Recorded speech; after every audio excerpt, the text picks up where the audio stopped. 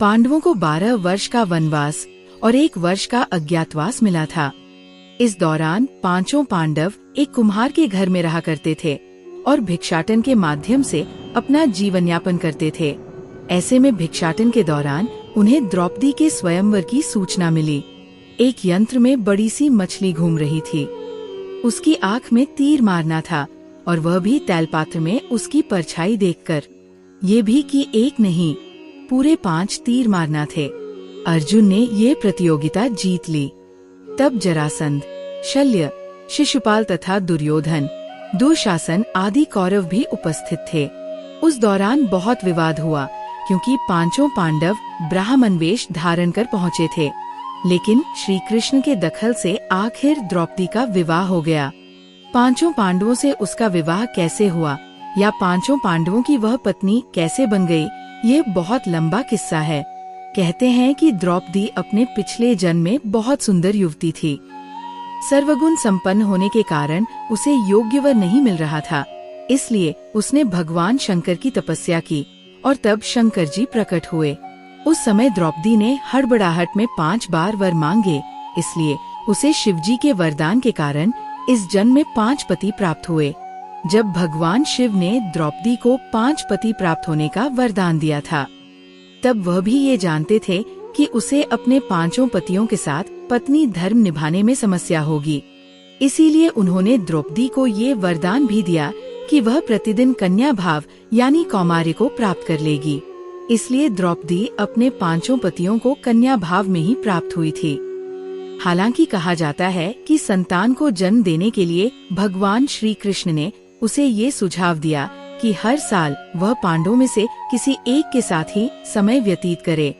साथ ही जिस समय वह अपने कक्ष में किसी एक पांडव के साथ हो तो उनके कक्ष में कोई और पांडव प्रवेश न करें। यदि कोई पांडव ऐसा गलती से भी कर लेता है तो उसे 1 वर्ष का देश निकाला भुगतना होगा। माना जाता है कि द्रौपदी, जो 5 पांडवों की पत्नी थी, 1 से 1 साल के समयांतराल के लिए हर पांडव के साथ रहती थी।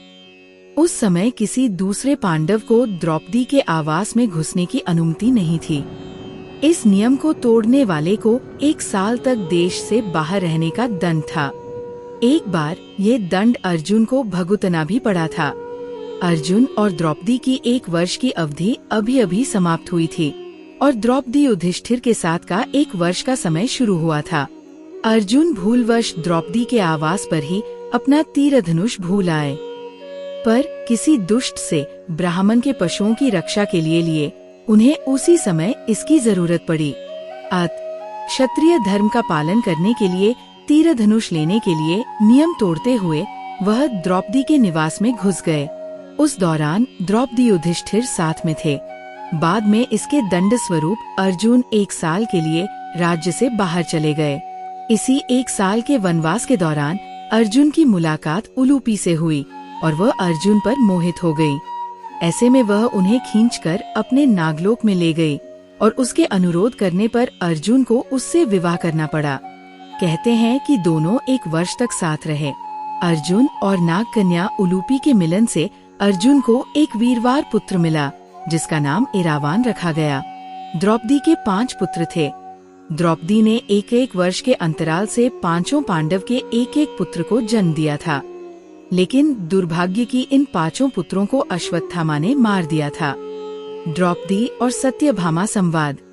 एक दिन की बात है, पांडव और ब्राह्मण लोग आश्रम में बैठे थे।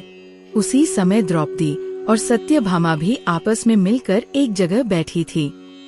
दोनों ही आपस में बातें करने लगी। सत्यभामा ने द्रौपदी से पूछा, बहन, तुम्हारे पति पांडवजन तुमसे हमेशा प्रसन्न रहते हैं। मैं देखती हूँ कि वे लोग सदा तुम्हारे वश में रहते हैं। तुम मुझे भी ऐसा कुछ बताओ कि मेरे श्याम सुंदर भी मेरे वश में रहें। तब द्रौपदी बोली, सत्यभामा, ये तुम मुझसे कैसी दुराचारिणी स्त्रियों के बारे में पूछ रही हो? जब पति को यह मालूम हो तो वह अपनी पत्नी के वश में नहीं हो सकता। तब सत्यभामा ने कहा, तो आप बताएं कि आप पांडवों के साथ कैसा आचरण करती हैं? उचित प्रश्न जानकर तब द्रौपदी बोली, सुनो, मैं अहंकार और काम, क्रोध को छोड़कर बड़ी ही सावधानी से सब पांडवों की स्त्रियों सहित सेवा करती हूँ। मैं ईर्ष्या से दूर रहती हूँ। मन को काबू में रखकर कटु भाषण से दूर रहती हूँ। किसी के भी समक्ष असभ्यता से खड़ी नहीं होती हूँ। बुरी बातें नहीं करती हूँ और बुरी जगह पर नहीं बैठती। पति के अभिप्राय को पूर्ण संकेत समझकर अनुसरण करती हूँ। देवता, मनुष्य, सजादजा या रूपवान कैसा ही पुरुष हो, मेरा मन पांडवों के सिवाय कहीं नहीं जाता। उनके स्नान किए बिना मैं स्नान नहीं करती। उनके बैठे बिना स्वयं नहीं बैठती। जब जब मेरे पति घर में आते हैं, मैं घर साफ रखती हूँ, समय पर भोजन कराती हूँ, सदा सावधान रहती हूँ। घर में गुप्त रूप से अनाज हमेशा रखती हूँ। मैं दरवाजे के बाहर जाकर खड़ी नहीं होती हूँ। पतिदेव के बिना अकेले रहना मुझे पसंद नहीं।